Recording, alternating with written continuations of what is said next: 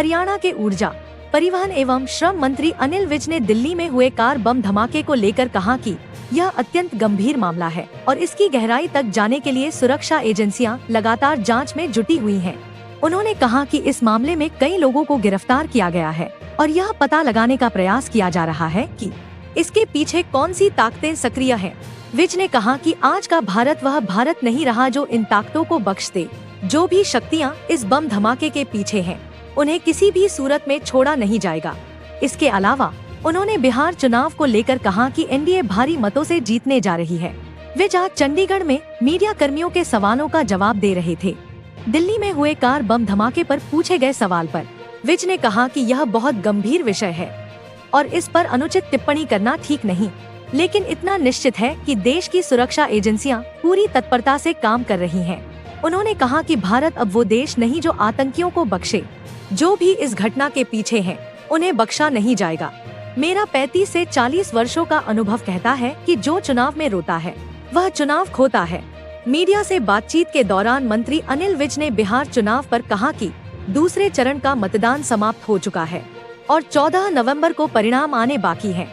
परंतु पूरे संकेत यही बता रहे हैं कि एनडीए भारी बहुमत से सरकार बनाने जा रही है।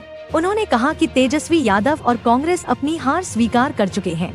मेरा 35 से 40 वर्षों का अनुभव कहता है कि जो चुनाव में रोता है वह चुनाव खोता है। राहुल गांधी चुनाव बीच में छोड़कर सफारी में घूमने चले गए। यह खुद इस बात का प्रमाण है कि उन्हें अपनी हार का एहसास हो गया है। अनिल विज ने कहा कि राहुल गांधी देश को भ्रमित कर रहे हैं। उन्होंने आरोप लगाया कि राहुल गांधी जाली वोटों की बात तो करते हैं, लेकिन यह नहीं बताते कि वोटें किसने बनाई, किसको पड़ी और किसे फायदा हुआ। उन्होंने कहा कि अधूरी बातें फैलाकर कांग्रेस जनता को गुमराह कर रही है।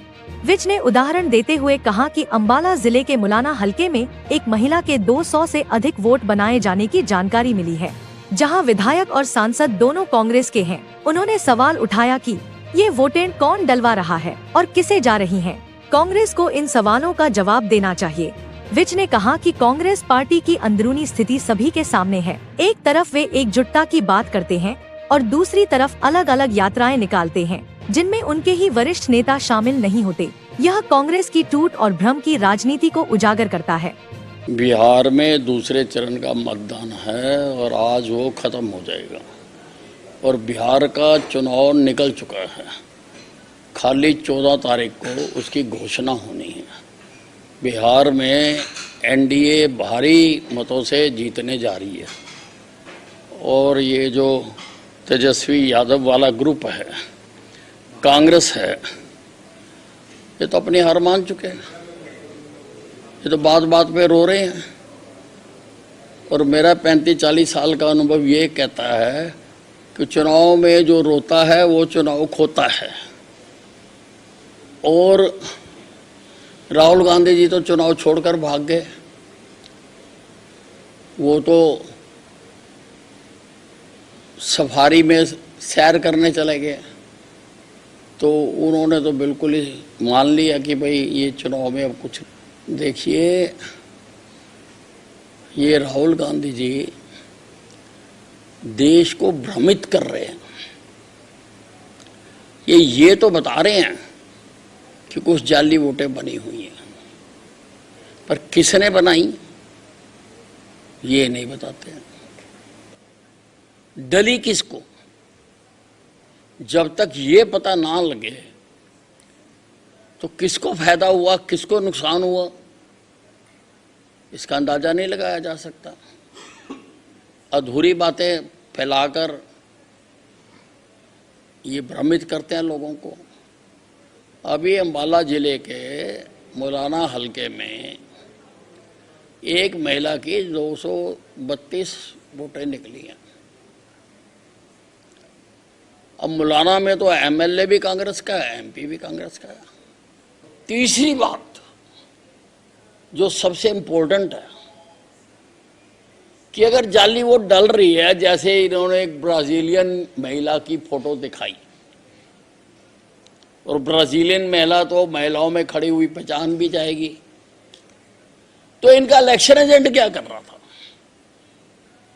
इन्होंने इलेक्शन एजेंट के खिलाफ आज तक क्या कार्रवाई की?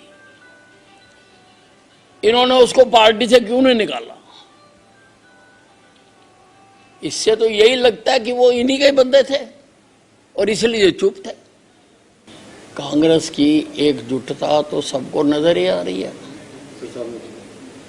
अलग अलग बातें कर रहे हैं, अलग अलग यात्राएं निकाल रहे हैं, वो उनमें जा नहीं रहे दूसरे लोग, तो एकता तो उनकी नजर आ रही है सबको।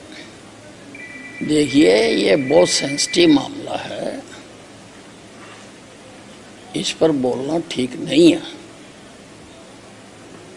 हमारी एजेंसियां पूरी तरह से लगी हुई हैं इसकी गहराई तक जाने के लिए कि कौन लोग हैं। काफ़ी लोगों को तो उन्होंने पकड़ भी लिया, इनके पीछे कौन है। और आज वो भारत नहीं रहा कि जो इनको बख्श देगा। इनको किसी भी हालत में जो भी ताकतें इनके पीछे हैं उनको बख्शा नहीं जाएगा।